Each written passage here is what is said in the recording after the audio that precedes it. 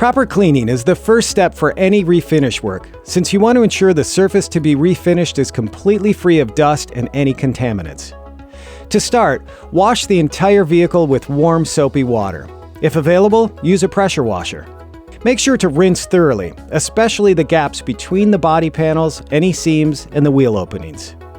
After the vehicle has dried completely, use compressed air to remove any loose particles from the vehicle. Again, concentrate on the body panel gaps, seams, and wheel arches.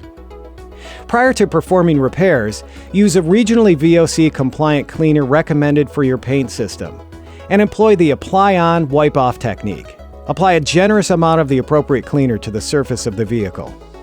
Wipe in one direction to float the contaminants to the surface.